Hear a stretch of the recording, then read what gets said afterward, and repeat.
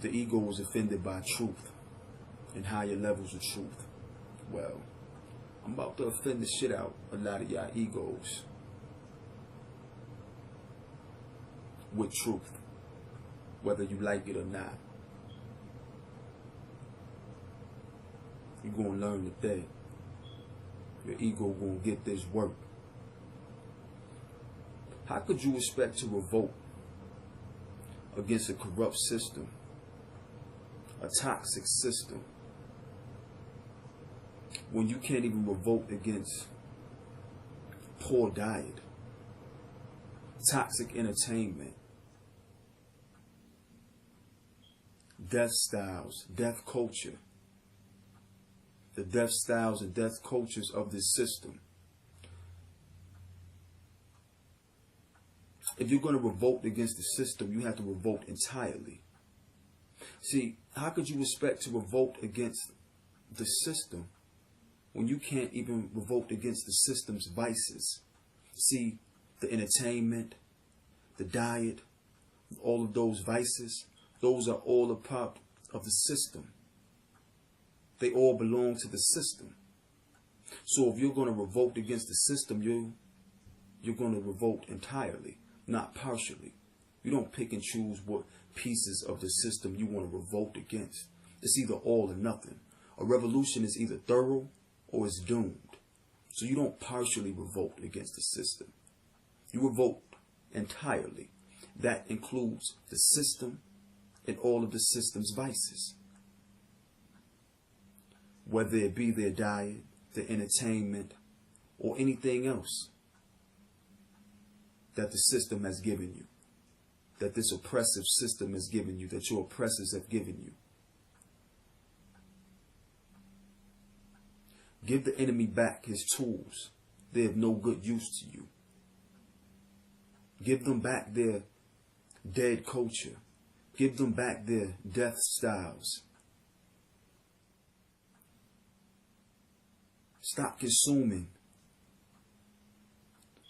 the death styles and the death cultures. Let go of your enemy's dead way of life. Stop allowing them to entertain you. Stop entertaining dead things. Stop consuming dead things. Stop functioning like dead things. Dead beings. No growth. Stop killing you for them. They gave you their tools for you to destroy you with. Stop making their job easy. Stop making their task easy. You're making it real easy for them. Because the enemy is giving you their tools. And you're using these tools against yourself. And you don't even realize it, or you enjoy doing it. And see, this is where the ego being offended comes in. Because we have all of the illogic, rationalization, the justification of these behaviors, of being attached. You want to justify why you're using the enemy's tools? Give them their tools back. You don't need their tools. Their tools will destroy you. Don't make excuses for holding on to them.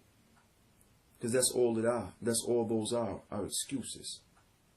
We have to stop with the excuses. So give it back to them. Use the necessities, but give back their bullshit. You don't need it. It is toxic. Again, either a revolution is going to be thorough or is going to be doomed. Look around you. Do you see thoroughness? Do you see a thorough execution?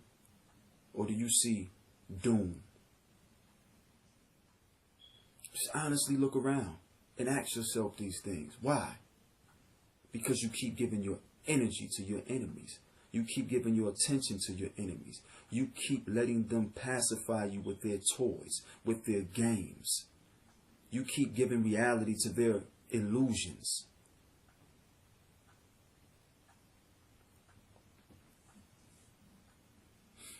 It's sad that people can become so emotionally attached to the vices of their own oppression, so dedicated to their own demise?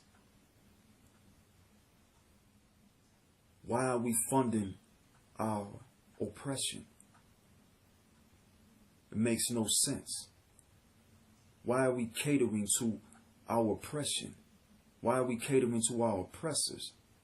Every time they have a government fundraiser, you raise your funds and you give it to them.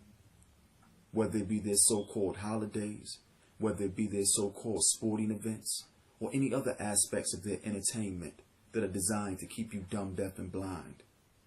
See, people aren't thinking for themselves. They've been programmed to think that they're thinking for themselves, if they think at all.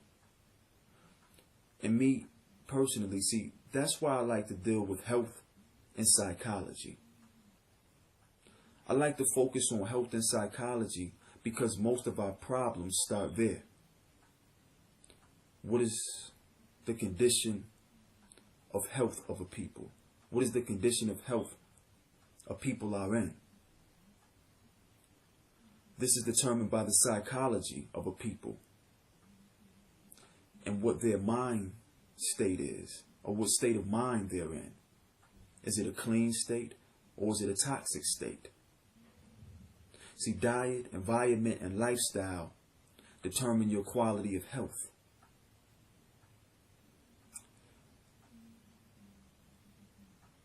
Is it wealthy or is it poor?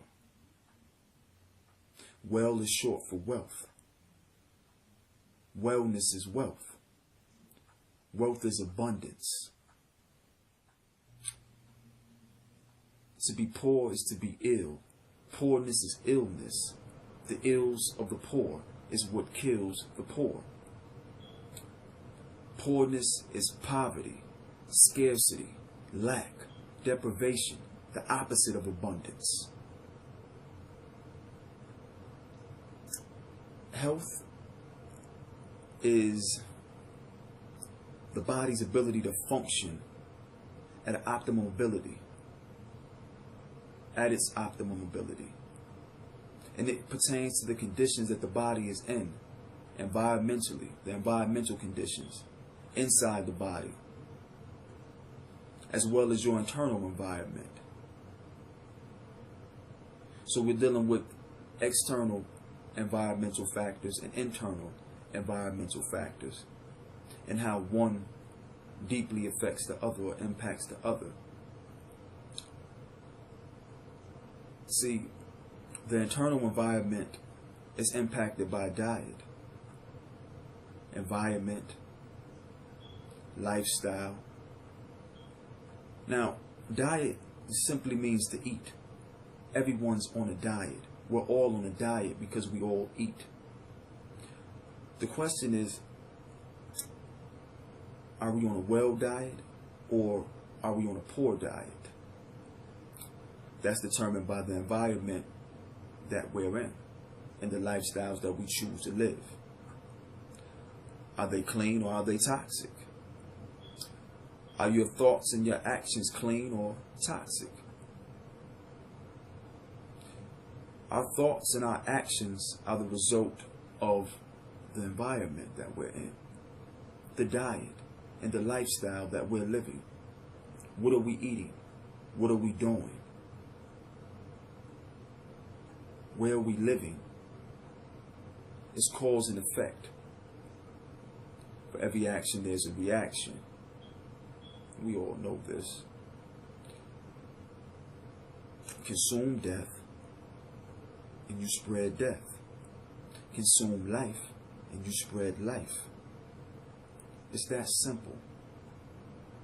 One of the biggest lies we've been told is that it's not that simple, when in actuality, it is that simple.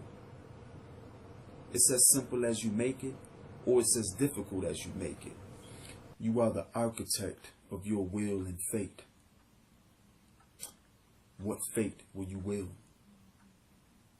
And I know some people, some of you may think that I'm being overly conscious or I'm too conscious. Maybe you're just underly conscious. Maybe you're not conscious enough. See, it's funny how at one moment a person equates more with being better and less with being worse. But then in other instances, a person refers to being more or having more as being a bad thing, and having less of as being a good thing. Which one is it? See, we're double talking, double thinking, and we're being self-semantical. Some say, oh, you have to find balance in between. You have to find a medium.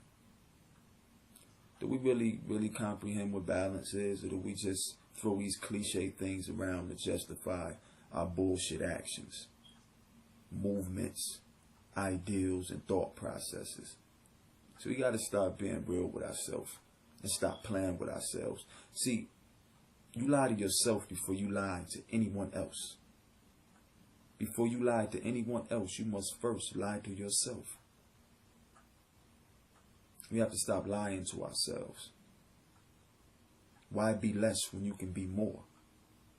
Now, if the issue really is that we don't like to see other people elevate while we're stagnant, or because we're not elevating or vibrating on a frequency that they're on, or they're vibrating on a frequency or vibrating on a higher frequency than we're on, we feel offended by that. Instead of raising our vibration and upping our frequency, we choose to knock those that chose to elevate, as opposed to revolving, just going in circles. See, there's no point of revolving if you're not learning from your repetition.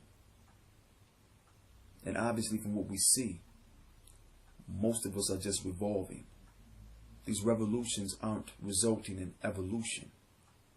Thus, you see the same state being repeated over and over again. I'm not saying anything new to you or anything that anyone hasn't came and said before, which I know a lot of you may think that. I'm tired of hearing the same thing over and over again. Well, people keep doing the same thing over and over again. So, of course, you're going to hear the same thing over and over again because you still haven't learned yet. You haven't passed the 9th grade, but you're trying to graduate high school. Come on. Get it in order. There's levels to this. You go level by level. You complete one level, move to the next level. Complete that level, move to the next level. See, we expect these microwave results, this instant gratification. See, that's what television and radio does to you, mainly television, because everything happens fast. Like I said before, you can see a whole lifetime pass in an hour and a half time span. And you wonder why people expect things instantly, because you're watching a device that's constantly showing you instant results and people who receive instant gratification. So we become delusional and become programmed by these devices, and we start to think that life is supposed to function that way, and that we're supposed to function like these devices. Instantaneously. Doesn't work that way. It takes patience, which is a virtue. Patience, dedication, determination, strong will. We have to strengthen our will. Spend more time strengthening your will, as opposed to looking at others and knocking them because of the strength of their will. Maybe you can learn from them. Maybe they're willing to assist you in moving from one level to the next level. With that being said, wholeness, family. Wholeness to you all. Rise and be greater.